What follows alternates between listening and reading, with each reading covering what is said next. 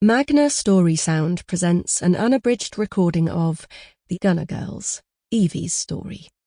Written by Sylvia Broady, read by Tamsin Kennard.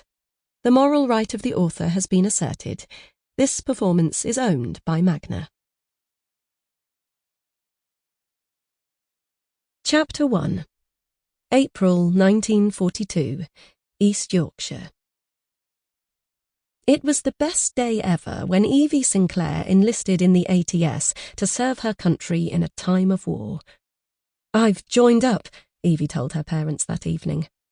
"You can just unjoin," commanded her mother, Florence, looking up from her notebook and glaring at her daughter. "Whatever are you thinking of, girl? You've enough to do here, helping me with running the household and raising money for the war effort. You're a selfish girl," her mother ranted on.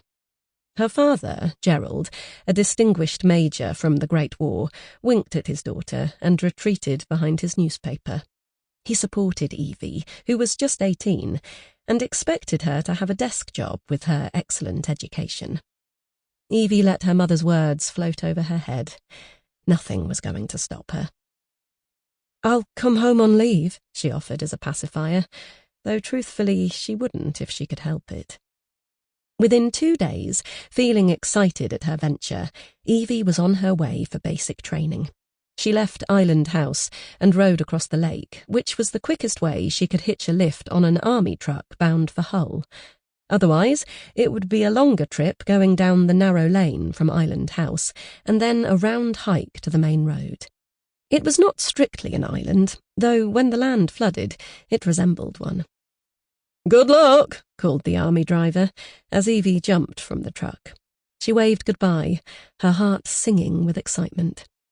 She rushed into Paragon Station, mingling with the throngs of people hurrying for their trains and on to their destinations, while loved ones stood forlorn on the platform, weeping a farewell. At last, Evie breathed a sigh of relief. She was on the train, steaming up to Durham ATS training depot. A strange feeling gripped her, suddenly seeing compartments full of men in uniform with serious faces. It made her wonder, was she out of her depth, and had she been too hasty in signing up? Over her shoulder, she looked back. She could always... But the train was already moving. She resigned herself to thinking that the country needed her and cast away her doubts. She looked around, hopeful to see a seat, but each one was taken. Then a young woman in the far corner piped up. "Here, squeeze in next to me." Sample complete. Ready to continue?